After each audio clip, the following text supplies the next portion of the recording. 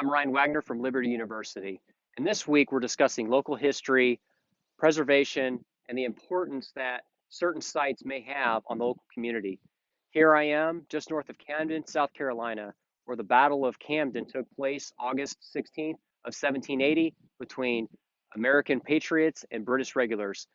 I'll be discussing the site, what it has to offer, and I hope you gain a greater appreciation for the campaign in the South during the American Revolution.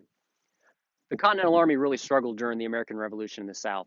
In fact, South Carolina, for most of the war, was occupied by the British military, whether it's the Army inland in the backcountry or the Navy off the coast of Charleston. Charleston was captured in 1780 and shortly after established a supply depot here in Camden, making this a extremely important geographical location for both the Continental Army to reestablish their presence and for the British military to maintain. Seeing the importance of Camden and the backcountry of South Carolina as it led to Charleston, Major General Horatio Gates was sent to the South to lead the Southern campaign for the Continental Army. General Gates actually has a fairly interesting career with the Continental Army following the Battle of Saratoga. In 1778, he actually resigned from his post in the Eastern Department and retired back to his state in Virginia, asked to take command, and that is whenever he took command of the Continental Army and the Southern Department. There's some criticism about his ability to actually lead, if he truly was lucky at Saratoga, and what we could see his true character shine through at Camden.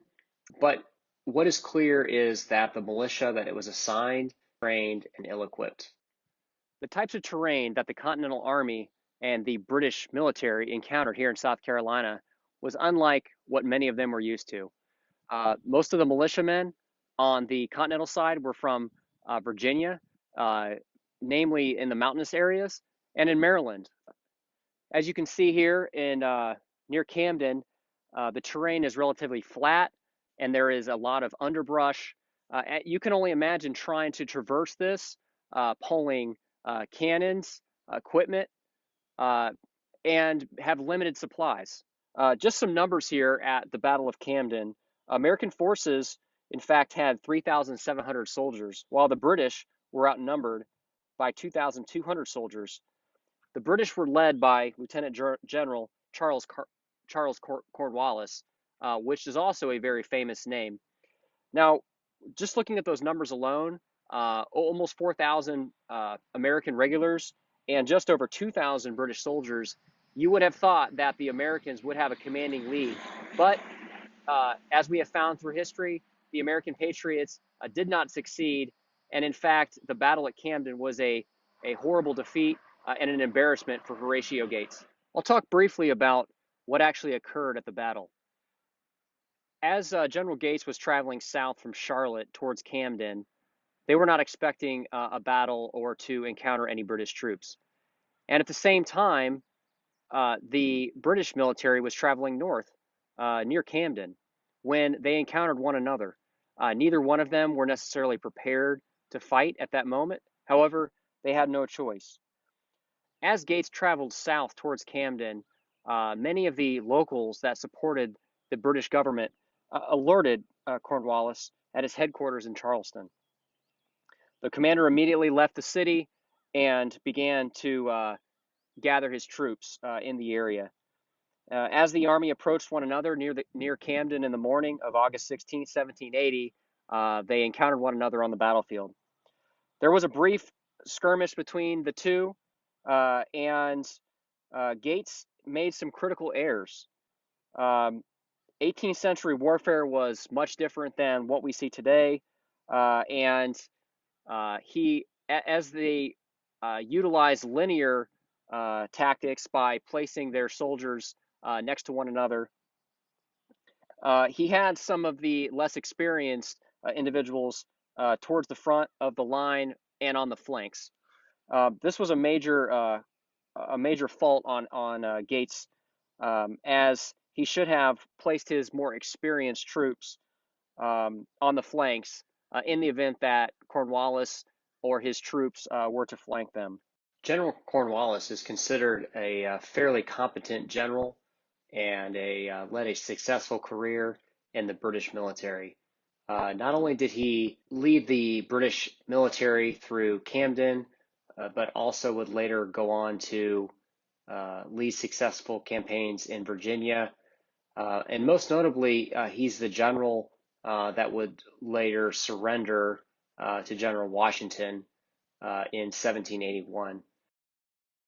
Interesting fact about Cornwallis is he was not actually the one to surrender, as he claimed that he was ill that day and defaulted to a brigadier general under his command. Now, following the battle and under Gates's command, with this terrible defeat at Camden, the American Continentals had to move north, and they traveled to Hillsborough, which is about 180 miles north, and they arrived on the 19th. Horatio Gates wanted to ensure that he reported to Congress, and he wrote a letter on the 20th of August to the president of the Continental Congress, which was at the time Samuel Huntington. And it's quoted as saying, "In deepest distress and anxiety of mind, I am obliged to acquaint Your Excellency with the total defeat of the troops under my command." This shows General Gates was acknowledging his defeat, and 10 days later, on August 30th, he wrote a letter to George Washington, essentially owning what had happened. He resigned his office at that time. Following this period, General Gates was immediately replaced by Major General Nathaniel Greene to command the Southern campaign, and Gates awaited a congressional inquiry, which occurred in 1782, clearing him of any wrongdoing. He would never hold another command in the Army, and his loss at Camden has somewhat soiled his name. However, he still does maintain a overall impressive legacy based upon his actions at Saratoga. Another significant event that happened at the Battle of Camden was the loss of Major General DeKalb. General DeKalb was with the Continental Army and the regulars from Maryland and Delaware, and they withstood the attack that happened from the British Army. It's reported that as Gates fled with the rest of the army on the field, General DeKalb stayed and fought alongside with his regulars. DeKalb was mortally wounded and unfortunately died several days later in Camden, and was a major loss for the Continental Army in the South. The loss at Camden had an impact on the American Revolution, undoubtedly. Gates's defeat in South Carolina and at Camden set the way for Cornwallis to invade North Carolina. 2 months later, when General Nathaniel Greene accepted the command of the Southern Department, Greene went on to play a significant role in the Carolinas. Despite this costly and demoralizing defeat, Patriot forces regrouped, and Gates's removal and General Greene's replacement ultimately contributed to the disgrace that, however, began to change the course of the war. Today, Camden, South Carolina celebrates the battlefield and some of the other historic sites in the area. The Battle of Camden is owned and managed by Historic Camden, and the battlefield is found amidst Longleaf Pine Reserve and is located on over 450 acres. Beyond the battlefield, Historic Camden provides access to historic documents, tours, primary and secondary sources for those interested in the war, the Southern campaign, and the battle at Camden.